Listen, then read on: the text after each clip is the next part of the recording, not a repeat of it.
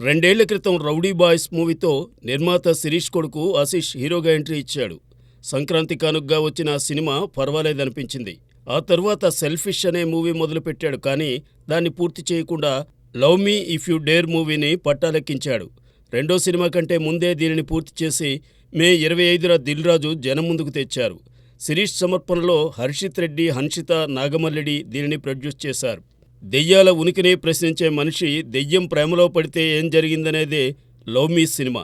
దెయ్యాలు మనుషులను ప్రేమించినప్పుడు ఓ మనిషి దెయ్యాన్ని ఎందుకు ప్రేమించకూడదు, అందుకోసం ప్రాణాలను పణంగా పెట్టడానికి ఎందుకు సిద్ధపడకూడదు అనే పాయింట్తో అరుణ్ భీమవరపు ఈ కథను రాసుకున్నాడు. కాళ్లకు చెప్పులు వేసుకోకుండా నల్లని దుస్తులు మాత్రమే ధరించే యూట్యూబర్ అర్జున్ కథ ఇది.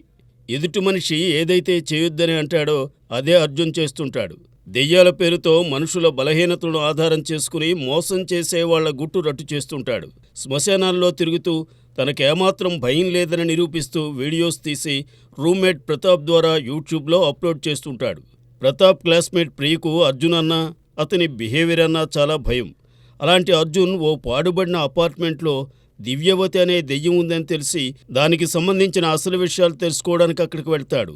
అంతలోనే చిత్రంగా ఆ దెయ్యంతోనే ప్రేమలో పడతాడు. అసలు దివ్యవతి దెయ్యం ఎందుకయింది, ఆమె నేపథ్యం ఏమిటి, తన ఫ్లాట్లోకి వచ్చిన వాళ్లను ఆమె ఎందుకు చంపేస్తుంది, మరి ప్రేమగా తన దగ్గరకు వచ్చిన అర్జున్ను ఆమె ఏం చేసిందనేదే మిగతా కథ. సినిమా ప్రారంభం ఆసక్తికరంగా ఉన్న ఓ 10 నిమిషాలు గడిచేసరికి రొటీన్ ట్రాక్లోకి వెళ్ళిపోయింది. దెయ్యాలంటే భయం లేని అర్జున్ చేసే సాహస కృత్యాలు సైతం పెద్దంత థ్రిల్ కలిగించవు. పైగా ప్రతాప్, ప్రియ ప్రేమాయాణంలో అర్జున్ ఆటలో అరటిపండ్లా అనిపిస్తాడు. ఆ ముగ్గురు పాత్రలకు మధ్య ఉండే బంధాన్ని, అనుబంధాన్ని దర్శకుడు అర్థమయ్యి కానట్టు చూపించడంతో ప్రేక్షకులు కొంత అసహనానికి గురవుతారు. అలా సాదాసీదాగా ప్రథమార్థం పూర్తయిపోతుంది. ఇక పాడుబడ్డ అపార్ట్మెంట్లోని దెయ్యం దివ్యవతితో అర్జున్ సహజీవనం చేయడం, ఆమె గతాన్ని తెలుసుకునేందుకు ప్రియతో కలిసి చేసే ఇన్వెస్టిగేషన్ కథను మరింత కంగాళీగా మార్చేశాయి. చిత్రం ఏమంటే ఈ మూవీ క్లైమాక్స్లో ప్రేక్షకుల ఊహకందని 3 ట్విస్టులున్నాయి.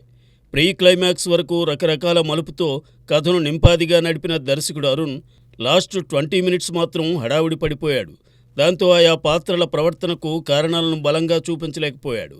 ఇదేమిటి క్లైమాక్స్ ఇలా ఉంది అనుకునేలోపే సెకండ్ ట్విస్ట్ ఇచ్చిన దర్శకుడు దాన్ని ప్రేక్షకులు జీర్ణించుకునేలోపే ఇంకో ట్విస్ట్ ఇచ్చి ఈ మూవీకి సీక్వెల్ కూడా ఉంటుందనే హింట్ ఇచ్చాడు. కాగితం మీద కథను రాసుకున్న డైరెక్టర్ దానిని నిర్మాతలకు, ఆర్టిస్టులకు చెప్పి కన్విన్స్ చేయొచ్చు. కానీ థియేటర్కు వచ్చే వివిధ వర్గాలకు, వివిధ వయసులకు చెందిన ప్రేక్షకులను మెప్పించేలా ఆ కథను తెరకెక్కించడమనేదే అసలు టాస్క్. ఈ విషయంలో అరుణ్ భీమవరపు ఫెయిల్ అయ్యాడు. మొదటి సినిమాతో పోల్చితే ఆశీష్ యాక్టింగ్లో కొంత మెచ్యూరిటీ కనిపించింది. సినిమా క్లైమాక్స్ వరకు బేబీ తరువాత వైష్ణవి చైతన్య ఇలాంటి పాత్ర ఎందుకు ఎంచుకుందనే సందేహం కలుగుతుంది. బట్ ఆ తర్వాత కూడా ఆమె ఆ పాత్రకు సంపూర్ణ న్యాయం చేయలేదనిపిస్తుంది. అది ఆమె లోపం కాదు, దర్శకుడు ఆ పాత్రకు సంబంధించిన పెయిన్ను కన్విన్సింగ్గా చూపకపోవడమే. వీరిద్దరూ కాక ఈ సినిమాలో ప్రధానంగా కనిపించేది రవికృష్ణ అండ్ సిమ్రాన్ చౌదరి. వీరి పాత్రను సరిగా ఎస్టాబ్లిష్ చేయలేదు. రాజీవ్ కనకాల, సమ్మిట గాంధీ, ఇలా ఇంకొందరు ఇలా వచ్చి అలా వెళ్తారు. మొత్తం మీద ఆర్టిస్టుల పెర్ఫార్మెన్స్ గొప్పగా ఉందనేమీ చెప్పలేం. అయితే పీసీ శ్రీరామ్ తన కెమెరా పనితనంతోనూ, ఎంఎం కీరవాణి నేపథ్య సంగీతంతోనూ మూవీకి కొంత విలువని తెచ్చిపెట్టారు. అవసరం మేరకు నిర్మాతలు బాగానే ఖర్చు పెట్టారు. అరుణ్ భీమవరపు కథను మాత్రం అందించి దర్శకత్వ బాధ్యతలను వేరే వారికి ఎవరికైనా అప్పగించి ఉంటే బాగుండేదేమో. బలగం మూవీతో మొదలైన దిల్ రాజు ప్రొడక్షన్స్కు ద్వితీయ విఘ్నం తప్పేలా లేదు. చాలామంది దర్శకులు నేను మాట్లాడను, మా సినిమానే మాట్లాడుతుందని చెబుతుంటారు. అదే నిజమైతే watch me if you dare అనే మాట వినాల్సి ఉండేది.